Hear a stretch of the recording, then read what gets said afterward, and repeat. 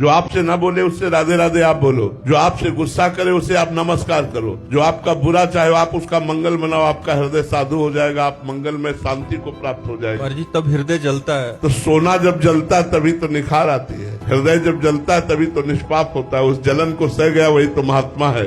काम आया, क्रोध आया, ईर्ष्या आई, द्वेष आई, इसके प्रतिकूल आचरण करने पर हृदय जलता है। उस जलन को जो संभाल गया वही महात्मा हो जाता है। जी उसको क्षमा मतलब अंदर से प्रणाम करके या सामने से तो अहम में चोट पहुंचती है। तो अहंकार ही तो नष्ट करना है। अहंकार में तो काम, क्रोध, लोभ, राग, द्वेष ये रहते हैं और किसमें रहते हैं? इसी घर को तो उजाड़ना है हमको। अहंकार रूपी घर को उजाड़ दो, निर्विकार हो गए, इसी महल में रहते हैं सारे दोस्त। अंतःकरण के अहंकार में ही ये जितने विकार हैं सब रहते हैं, उसी को तो नष्ट करना है। इसीलिए सबको प्रणाम करना है। सिय राम मैं सब जग जानी, करो प्रणाम जोरि जुग पानी।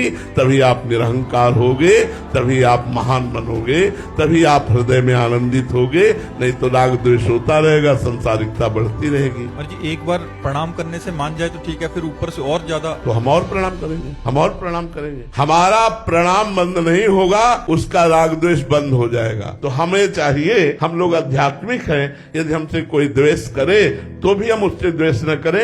अपनी तरफ से द्वेष करना तो बनता ही नहीं है। सब में श्री भगवान विराजमान है, ये हम आध्यात्मिक उत्तर देते हैं। और ये कभी मत सोचिएगा कि यदि हम द्वेष करने वाले को क्षमा करते रहेंगे तो द्वेष करता ही रहेगा। नहीं, हमने आज देखा है वो प्रेम करने लगेगा, वो द्वेष नहीं करेगा, प्रेम करने लगे। क्षमा में बहुत बड़ी सामर्थ्य है और क्षमा सामने वाले को तुरंत बदल देती है। ये क्षमा आध्यात्मिक बल है, ये महान बल है। इसे सबको प्राप्त नहीं होता, सत्संगियों को प्राप्त होता है क्षमा करना। नहीं तो एक गाली दे तो दो गाली देने का मन होता है। जब एक गाली दे हम राधे राधे करके निकल जाए, यही हमारी आध्यात्मिकता है। क्षमा करना कमजोरी नहीं, बहुत बड़ा बल, बहुत बड़ा बल। क्षमा बलवान होता है, वो तो कमजोर होता है जो क्रोध करता है। क्षमा बलवान होती है।